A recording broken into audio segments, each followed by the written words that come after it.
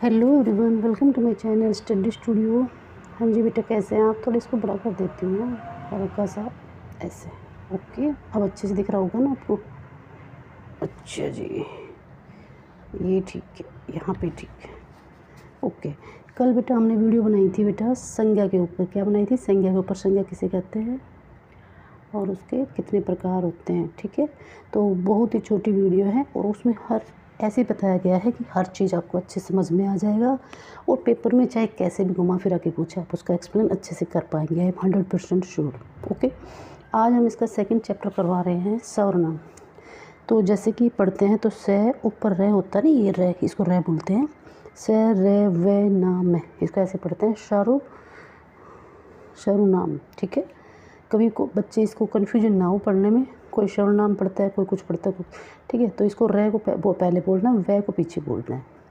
शहर रे वे नाम, ऐसे, ठीक है, सर्वनाम। तो आज हम इसकी डेफिनेशन पढ़ेंगे, उसके भेद पढ़ेंगे और उसमें कुछ MCQ टाइप क्वेश्चन आपके टेस्ट टाइप मिलेंगे, तो उससे आपको पता चल जाएगा आपको कितना समझ में आए। तो ये भी एक टॉपिक है, कल संज्ञा का था, आज है सर्वनाम का।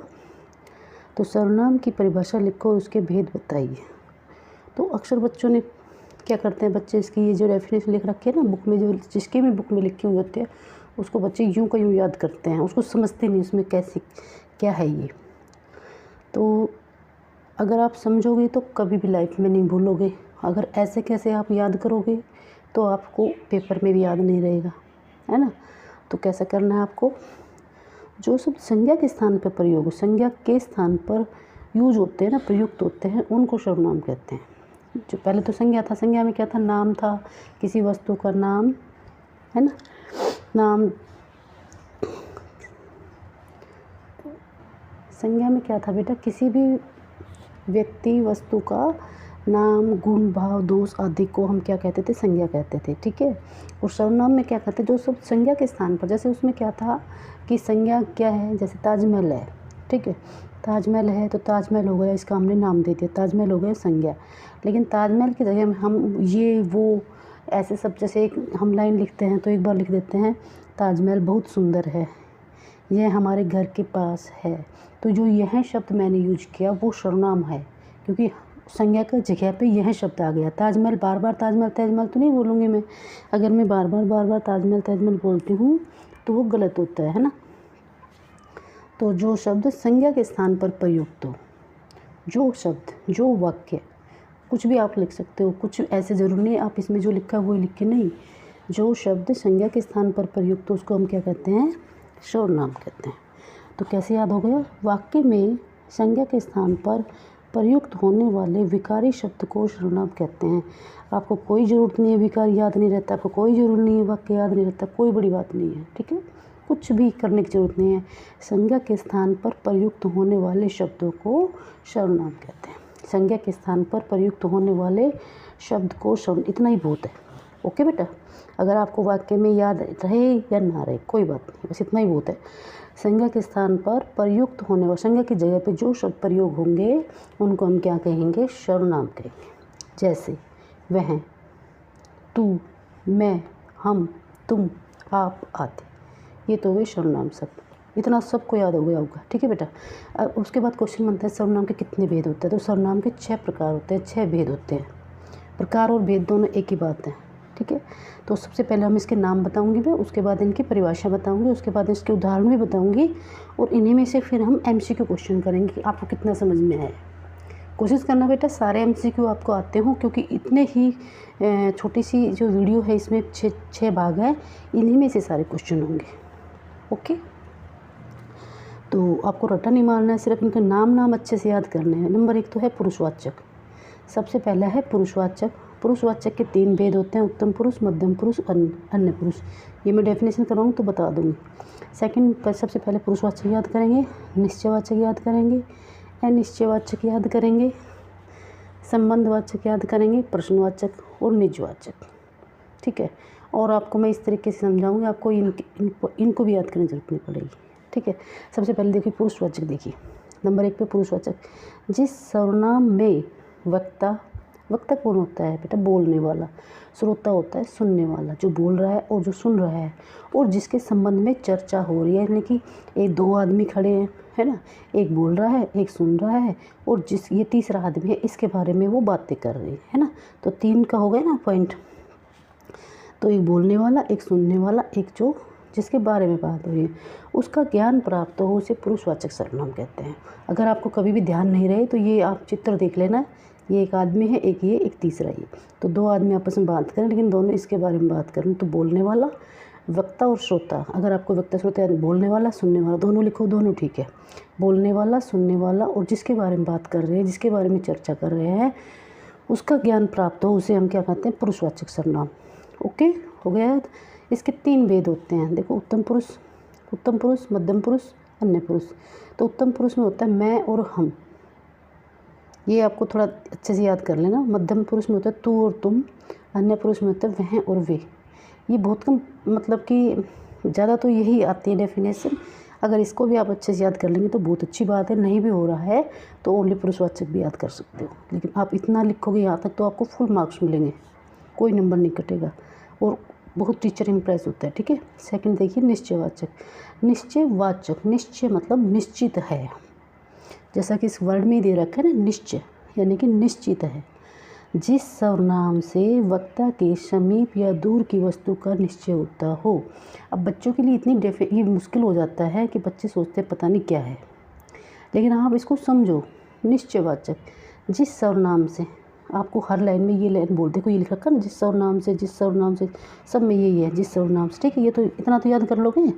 तो जिस सर्वनाम से वक्ता मतलब जो बोलने वाला, जैसे मैं बोल रही हूँ तो समीप या दूर की वस्तु का निश्चय होता है। जैसे मेरे पास कुछ चीज़ रखी है, जैसे ये बुक रखी है ना, जैसे ये बुक रखी है मेरे पास, तो इसके ये मेरे पास है, मेरे समीप है, निश्चित है, ये निश्चय है ना, मेरे पास है, दूर तो नहीं है। तो जिस सर्वनाम से वक्ता के समीप या दूर की वस्तु, कोई चीज़ मेरे से दूर रखी है, थोड़ा दूर, ऐसे नहीं दिखाई नहीं देगी, इतना दूर मुझे दिखाई दे रही है, ठीक है, तो उसको दूर की है या समीप की है। तो जिस सर्वनाम से वक्ता के समीप या दूर की वस्तु का निश्चय या पता चले की बात है। ठीक है। तो जिस सर्वनाम शब्द से वक्ता के समीप या दूर की वस्तु का पता चले, उसे निश्चयवाचक सर्वनाम कहते हैं। जैसे ये पेन रखा है तो मैं इसके लिए बोल सकती हूँ यह पेन है, ये मेरे पास में है। ये थोड़ी दूर की चीज़ के लिए हम ये शब्द भी, वह मतलब थोड़ा दूर, है ना, जैसे थोड़ा सा दूर, 1-2 कदम दूर। ठीक है, वह और वे, ये निश्चित तो है ना, ऐसे। तो जिस सर्वनाम से वक्ता के समीप या दूर की वस्तु का निश्चय हो, उसे निश्चयवाचक सर्वनाम कहते हैं। यह, ये, वह, वे। थर्ड देखिए, अनिश्चयवाचक सर्वनाम। जिस सर्वनाम से किसी पुरुष या वस्तु का निश्चित ज्ञान नहीं होता। देखो इसमें निश्चित है, इसमें निश्चित नहीं है, बस इतना लिखना है। जिस सर्वनाम से किसी पुरुष या वस्तु का निश्चित ज्ञान नहीं होता, उसे अनिश्चयवाचक सर्वनाम कहते हैं। पुरुष भी हो सकता है और वस्तु, इसको आपको ध्यान रखना है। इसमें पुरुष और वस्तु आपको ध्यान रखनी है, वस्तु भी हो सकती है, इसमें भी वस्तु वो नहीं बताया, लेकिन इसमें बताया जिस सर्वनाम से किसी पुरुष या वस्तु का निश्चय ज्ञान नहीं होता, निश्चित नहीं है कि वो क्या है, तो उसे अनिश्चयवाचक सर्वनाम कहते हैं। जैसे कोई आया था, कुछ दे दो, कुछ सामान थोड़ा सा दे दो, है ना, तो ये होते हैं अनिश्चयवाचक सर्वनाम के उदाहरण। ठीक है। तो आपको ये पूछे कि अनिश्चयवाचक सर्वनाम किसे कहते हैं, तो आपको ये डेफिनेशन लिखनी है, ये उदाहरण लिखने हैं। नेक्स्ट देखिए बेटा, संबंधवाचक। संबंध की, जैसे कि इससे पता चल रहा है संबंध है आपस में इनका। ठीक है। जिस सर्वनाम से 2 संख्याओं में परस्पर संबंध का ज्ञान हो, उसे संबंधवाचक सर्वनाम कहते हैं। संज्ञा बोल दिया मैंने। संज्ञा होती है, जैसे कि 2 लोग हैं, ठीक है, 2 आदमी हैं। जिस सर्वनाम से 2 संज्ञाओं में, संज्ञा तो उनके नाम होंगे, तो 2 और सर्वनाम हमें यूज करना है। जिन सर्वनाम से 2 संज्ञाओं में परस्पर संबंध का ज्ञान होता हो, उसे संबंधवाचक सर्वनाम कहते हैं। जो और सो, जो करता है सो भरता है। तो आप कैसे याद करेंगे? जिस सर्वनाम से 2 संज्ञाओं में परस्पर, उनका परस्पर मतलब आपस में संबंध होता है, संबंध का ज्ञान होता है। तो इसमें हम बोल रहे हैं जो करता है सो भरता है ना। इधर नेक्स्ट देखिए बेटा, प्रश्नवाचक। जैसा कि इसमें प्रश्न लिख दिया तो ये प्रश्नवाचक है, तो आपको याद करने की जरूरत ही नहीं। देखो, पुरुषवाचक निश्चय, अनिश्चय, संबंध, प्रश्न, निज।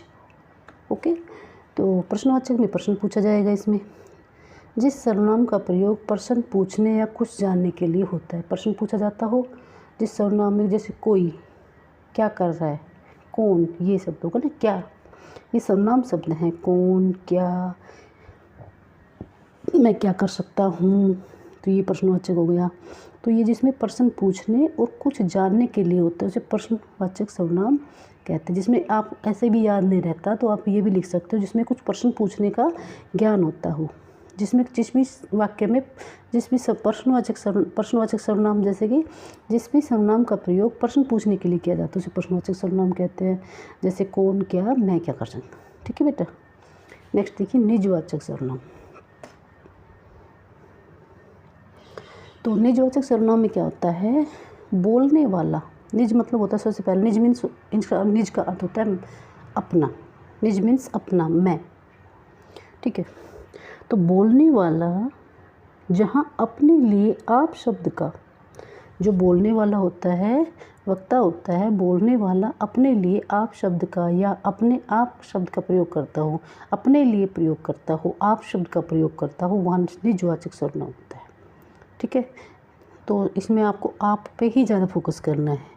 बोलने वाला जहाँ अपने लिए आप का प्रयोग करता हो, अपने आप शब्द का प्रयोग करता हो, वह निजवाचक सर्वनाम होता है। जैसे मैंने अपने आप बिल भर लिया, तो ये निज हो गया। अपने आप कर लिया, स्वयं कर लिया, मैंने कर लिया, तो ये अपने आप ये हो गए निजवाचक सर्वनाम। ठीक है बेटा। इसके बाद हम इसके क्या करेंगे, अब इसके लिए MCQ टाइप क्वेश्चन निकालती हूँ जिसमें आपको ये पता चलेगा आपको कितने याद हो गए हैं, कितना समझ में आया है चैप्टर। ठीक है, अब आपको एक बार दोबारा दिखाऊं क्या हो गए। देखो जरा दोबारा देखिए बेटा। सर्वनाम की परिभाषा लिखनी है। जिस वाक्य में संज्ञा के स्थान पर प्रयुक्त होने वाले, संज्ञा के स्थान पर जो शब्द प्रयोग होते हैं उनको हम सर्वनाम कहते हैं। मैं, तू, हम, ये सब। सर्वनाम के 6 बोध है, तो पुरुषवाचक, निश्चयवाचक, अनिश्चय, संबंध, प्रश्नवाचक और निजवाचक। ठीक है, अब हम करेंगे इसके बहुविकल्पीय प्रश्न, यानी कि MCQ क्वेश्चन, कि आपको कितना समझ में आया है। घुमा फिरा के अगर क्वेश्चन पेपर में आ जाता है तो आप कितना रिप्लाई दे सकते हैं।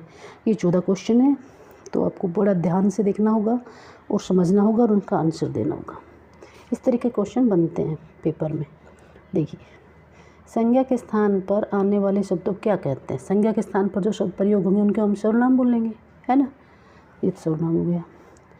सर्वनाम के कितने भेद होते हैं, सर्वनाम के 6 भेद होते हैं।